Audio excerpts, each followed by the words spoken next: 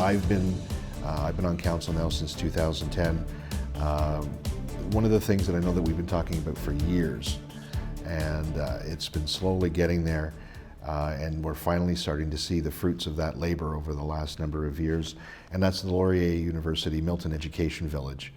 The announcement that we've recently had with Laurier and Conestoga, and coming together and working, not only just bringing classrooms and students to Milton for programming, but actually starting on the physical facilities that are involved. So I know that you've been involved with Laurier for many, many years throughout this whole process. Former CAO Mario Belvedere, I know, God rest his soul, he came up with this concept of it, and I remember him talking to me when I was, even as a private citizen, about it, and he was excited. But tell us a little bit about a lot of the things that are happening now. Yeah, well, Mike, and again, in the year 2020 that we're right into right now, you are going to see things moving reasonably quick with regards to Conestoga College and Laurier University, who of course has always been taking the lead in this. So it's only onward and upward, and of course there's been a great deal of frustration around the campus, the Milton Education Village, as we refer to it. And again, you had mentioned you come on 2010, so you've been around for 9 years now. It was only 2 or 3 years prior to that when I first got involved, when you mentioned the late Mayor Belvedere planted that seed in my head, and I pursued it ever since. And here we are, some 10 or 12 years later. It's finally going to happen, but I've often said anything that's worthwhile is worthwhile waiting for and worthwhile pushing fairly hard, which we as elected people in the Town of Milton. And I might mention the Region of Halton has been very supportive of what we've been doing over the past 10 years as well. So there's hardly a week goes by when I don't get questioned from the municipality, from the average individual, that they say, I got a young person that's in high school, I got a young person that's in public school. When is that university college going to happen? I've been saying, in the next year or two. I've been saying that for 10 years now. So, but it will happen though. And I know the public, the people in not only the Town of Milton, but the Region of Halton, the surrounding areas, looking forward to this, because you and I touched on earlier on, growth is still going to happen. So why have those young people go out of town when they can stay here and get their education here at college or university level? Yeah, because business, and the thing about the university campus and having this village, business follows education where it goes. So because they want to tap into those students, they want to tap into that future. So not only will this spark, obviously growth, or helping with growth here in the town and the region of Halton, but it'll also help with our economic development, because businesses are now going to be lining up, and they are now, knowing that we're moving forward with all this. And that's going to bring the jobs. And one of the things that I know that we talk about a complete community, and what we've talked about for years, is the live, work, play, and learn. And we're right now on the cusp of getting that started and making Milton, as we call, the place of possibility. Yeah. Well, Mike, it's funny, that'll be a complete village there. When it's up and away, whether it be 2, 3, 5, 10 years, it'll be a little community unto itself, and there'll be a research park, there'll be seniors living, there'll be campus dorms for the university and college. It'll be a complete community. There's probably going to be at least 25,000 people just in that community itself. Yeah, and for those who are thinking about it, it's by Tremaine Road, from Derry Road to Britannia, so it encompasses a large 450 acres roughly there, and it's right in the area of the velodrome. The velodrome will be the center of a lot of that, as a matter of fact.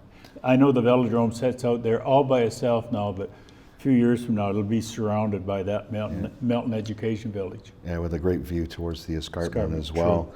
We're, like I said, we're really excited about that, because that'll obviously, like I said, bring in the opportunities for economic development. We have a highly educated workforce living here. I think a good 56% leave Milton. And we'd like to reverse those numbers a little bit, and that'll, like I said, spur a lot of economic development when it comes to jobs, but also our local businesses as well. And that's one of the things that are a backbone of our community and our downtown core is our local business. Mike, I couldn't support that any more than what you just illustrated there. But what it's all about as well is partnerships. When I talk about partnerships, when we talk about the Milton Education Village, is the private sector. They're going to be a huge part of it. And again, the Laurier, the Conestogas, and the development community. The province of Ontario is, I believe, very supportive of what we're attempting to do. And of course, some of the funding for, those institutes will have to come from the province. And they're slowly but surely coming on board to support, because it's a much needed. The last figures that I'd heard, that the province of Ontario are roughly 60,000 university, college spaces short in the province. So we're ready and prepared to step up to the plate, which we're doing. Yeah, and it's, like I said, it's going to spur on what we're looking for in building all of the, that complete community transit. Everything will flow from here, and I believe it's going to be a crown jewel, I think, of Milton. And we're talking about businesses that are moving in, and I know that we're really excited about DSV, which is located just north of Dairy Road over on 5th Line. They initially were going to put in sort of a warehouse and distribution facility, but they saw everything that we're seeing and the growth here in Milton, and they decided to sort of make it a little bit of hybrid. I know you had a lot of discussions with them on that. Yeah, most definitely, and they'll be setting up a reasonably large office part of their complex. And if I recall rightly, Mike, that building that you and I are talking about is roughly 1.2 million square feet, so a good portion of that is office as well. And just think what a building like that brings in revenue.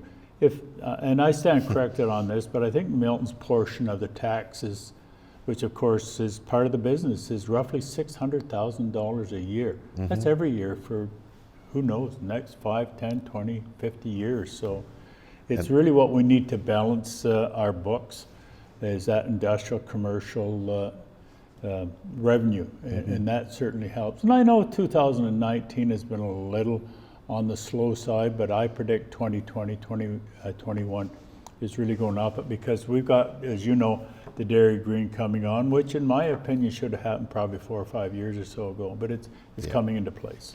And we had conversations with our CAO, Andrew Siltel, and he described it sort of as a suppressed sponge. So when you push a sponge down, it doesn't do very well, but when you release it, that's where everything is going to happen. And it's taken a while, as you said, to get Dairy Green up, but we're going to see the residents of Milton are definitely going to see a lot of business development in there. And as you were talking about, that means money. It means less pressure on the residential taxpayer. And I know we've had a couple of budgets that we've had to do a lot of pencil sharpening, and the light is at the end of the tunnel for that, for taxpayers as well.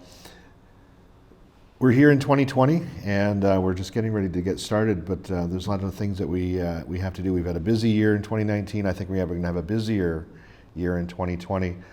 We're doing a lot of talk about our official plan, the We Make Milton, and you can go to letstalkmilton.ca to get registered and be part of that conversation.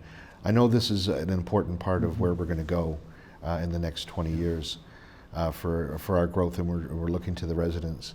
And what are the stories that you're looking for? Mike, let me refer to official plans and zonings and all those nice things as a roadmap. If you don't have a roadmap and you're traveling, you're going to get lost. So if an official plan is like a map, you draw out that map, you got the road, and of course that road will have the odd curve in it, and you will also be adding the odd road.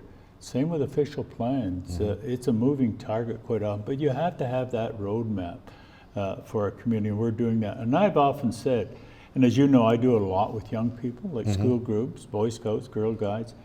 Now have them into the town hall, and I'll say, planning is one of the most important things that you'll ever do. So official plan is like a planning. So I'll illustrate, and I say, well, how many of you boys and girls have ever been to, say, Harvey's, Wendy's, McDonald's, places like that?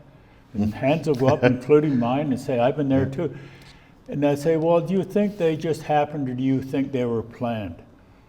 Well, the boys and girls said, well, I'm not sure. And I said, they were planned. So just think, if we had not been planning for places like that, it would not be here. Wouldn't that be disastrous? Yeah. And that's quite true. So planning is really important. Official plans, zonings where permitted uses can go is critical to the success of any community. So we have a bit of work to do in that process now.